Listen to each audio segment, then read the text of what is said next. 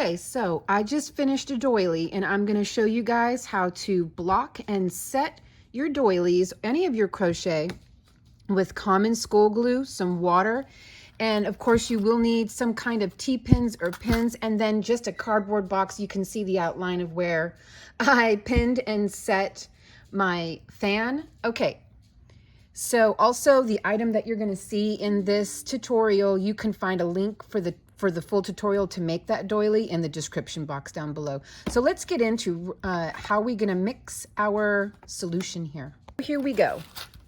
I like to use, last time I did this, I mixed with my fingers, but we can use this like some kind of baster. I'm going to use this to paint some of the solution on the pinned down item anyways, but we are going to drench the item as well. So as far as the glue goes, just common school glue. You can find this anywhere, just about any country. And I don't measure it. I just, hopefully you can see, I just squirt out as much as I think I need, depending on the size of the item you're making. So this doily is going to be a bit bigger than the little fan I blocked and set last time. So I'm going to add a little extra glue. There's going to be plenty left over too for painting on, or basting the doily as we call it. Okay, that is a good amount right there. Okay. And then just to add some water. Again, none of this is exact measurements. May have to add more water. Well, we'll find out after we get it all mixed up. So I'm going to go ahead and mix this up and I'll be right back. I'm going to point out the longer you let your mixture sit, the easier it will be to break up. So take your time with this part, okay? Don't be in too big of a hurry. Because the longer it sits, the more this glue will break down and really start to blend out. Just added right here, you might be able to see, I just added a tiny little splash of water that kind of changed the color just a little bit. Only because it dawned on me the item I'm blocking is quite a bit, not quite a bit, but a bit bigger. Okay. That box out of the way, hopefully it don't sound quite so echoey. So this is what I am blocking and setting. And of course, when I say set, I mean starch, but I'm not using starch. So I'm not going to call it blocking and starching. I'm calling it blocking and set. When we do it this way, we just blocking and setting. Okay, that seems mixed up enough. The little tiny chunks are gonna kind of disappear into the fabric. So shake this off. And I've got a piece of paper here. I can set that on. And then you just take your crochet and you soak it. First time I ever did this, it felt so wrong. I'm like, oh no, I spent days making this. Now I'm just soaking it in water. No, that's what you got to do. And really... And never ever wring out your crochet like this. Always give it squeezes and rolls. Like you can take your wet crochet if you just washed and dried it and you're not setting it or starching it. Lay it flat over a towel and then roll the towel over it to absorb the water out. Don't put it in the dryer. You're misshaping it. I go like this. Maybe you can hear. Here we go. Soak some of this up. And I'll go like this. And that's going to rush it through those fibers. Make sure everything is soaked. I know it sounds funny, but it's also kind of satisfying. Okay. Now I will squeeze out the excess.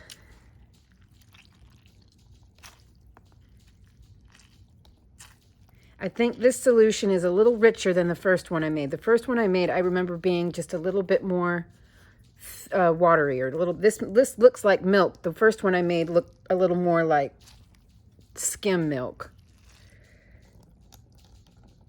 Okay, now let's take it over to the box and pin it. Okay, I had to get the other bigger box because it's just a little bit bigger than I thought it was going to be. So by hand, we'll kind of stretch it out a little bit and shape it. And I don't know if this is the front or back of my doily, but it don't really matter because there's no jewels or anything on it that have to be facing up.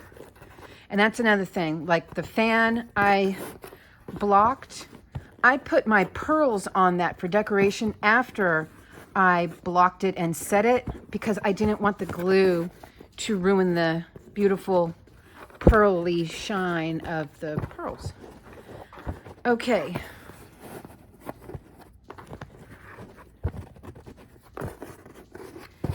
So here we go. You get your pins.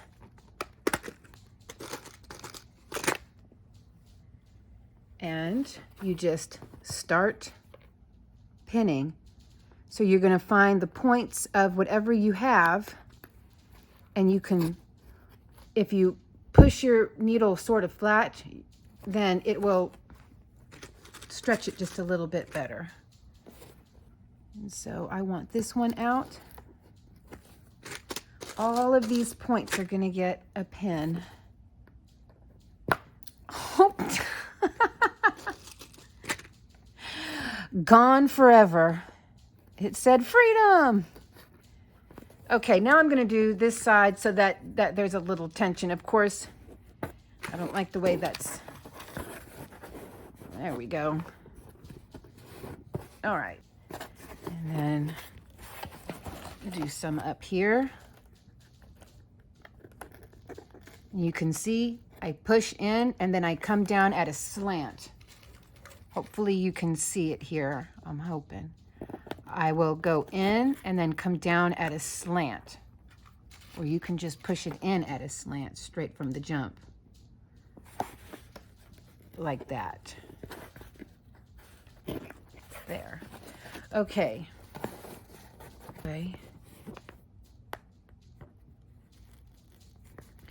Okay, so I think you kind of get the idea. I will jump back on here in just a minute. Let me get everything pinned down and I'll show you the result of the pinning down. And then I will show you the 24-hour later how firm. Well, actually, let me get it all pinned down and then we will do a little extra basting. Then I will show you how firm it is in 24 hours. This isn't like store brand starch and all that extra stiff and all this. This is just simple school glue and water. So it's not going to be this, it's not going to be a frisbee, you know, but it'll do its job. It'll lay flat. It'll hold its shape for a long time to come, and you can decorate your tables with it. I will be right back. Just wanted to show you that I propped my box up to make it a little easier for me to see what I'm doing, and hopefully a little easier for you to see what I'm doing. So I'm stretching and pulling and then shaping.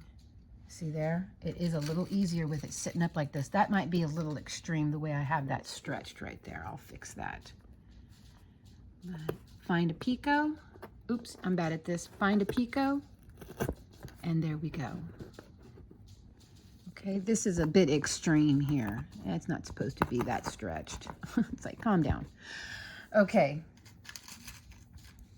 I think that's all of the leaves I have. So I'm just going to continue. I'm just going to continue to set the picot sections. And of course, it's going to stay wet for a long time to come. So I would, when you're all done, because it'll still be on a box, put it somewhere and then just walk away and then come back to it. It'll look a little different. And then you can make your adjustments. But you got to kind of walk away from it and then get fresh eyes. Come back and look at it again and you'll see, oh, I have this part bent the wrong way, or, you know, something. But it'll be wet for, I mean, it'll be pretty malleable for a good 12 hours. So you've got time. You can also get other people's eyes to look at it and go, does that look like straight to you? Or just get other people to look at it too. Okay. There we go. All right, I will finish all this up and then I will be right back. So here I have everything is completely pinned in. I used up almost both boxes of pins. That's what I have left. So now with our leftover water and glue here, we can just do a little bit of basting here, and that way we get a little extra stiffness. Okay, so you can do this all around, and you don't have to do it, but I like to do it. Sorry, I'm trying to hold the camera and do this at the same time. You know, I'm not exactly Steven Spielberg here, but I do my best. Okay, so that's just adding a little extra. We don't like a dry doily. We don't like a dry turkey. We don't like a dry doily. Okay, I will see you guys in 24 hours and we can pull it off the pins together and see how stiff it is. Okay, and one more, I just wanted to give you one more tip in case anyone in the comments gets curious. Yes, you can blow dry your doily if you are in a hurry.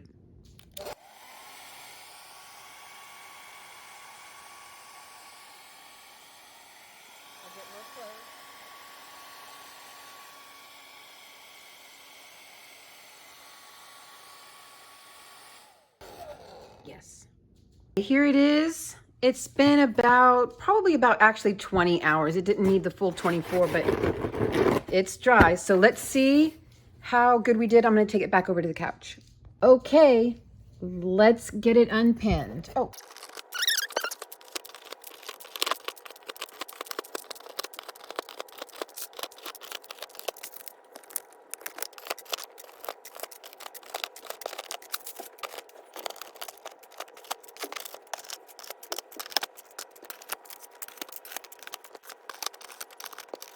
Okay, there we go. Pins are all off. I was struggling to do that with one hand, so I just had to stop it. Here we go.